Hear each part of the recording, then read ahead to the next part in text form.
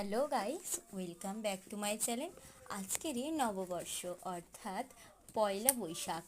আশা করছি তোমাদের আজকের দিনটা খুব ভালোভাবে কাটছে। আশা করব এবছরটা সকলের খুব ভালো যাক, আর আমিও যেন তোমাদের জন্য প্রত্যেক দিন ভিডিও বানাতে পারি। তো যাই হোক, আজকের পয়লা বৈশাখে সকালে আমি গাছ পরিচর্যার জন্য ছাদে উঠে পড়েছি।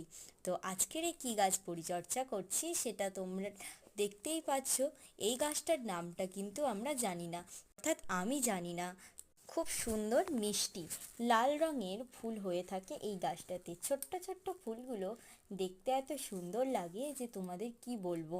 যাই হোক, তোমরা যদি কেউ এই গাছের ফুলটার নাম জানো তাহলে প্লিজ আমাকে একটু কমেন্টে বলবে। তো যাই হোক, এটা যেহেতু শীতকালীন ফুল, আর গ্রীষ্মকালে এই গাছটার পরিচর্যা করাটা খুব প্রয়োজন, না হলে শীতকালের সময়ে এই গাছটা থেকে ফুল পাওয়া যাবে না।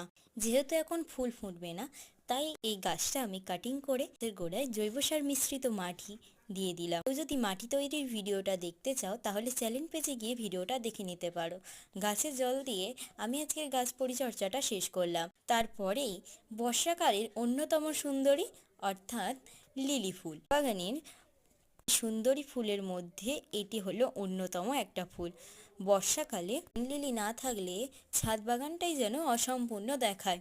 আগের বছর যে কি পরিমাণ ফুল ফুটেছিল বর্ষাইতে, সেটা তো তোমরা দেখেছিলে। ঠিক ওই রকম ফুল পেতে গেলে আবারও কিন্তু এই গাছটা পরিচর্যা করা খুব প্রয়োজন।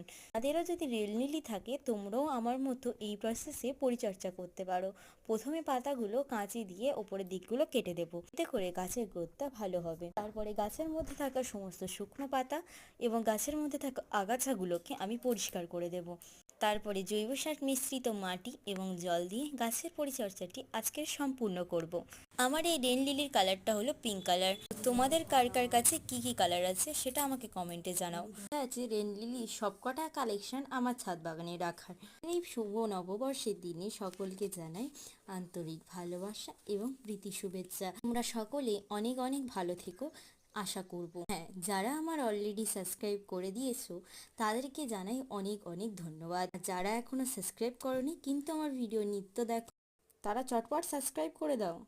ধন্যবাদ সকলকে, দেখা হচ্ছে পরের ভিডিও।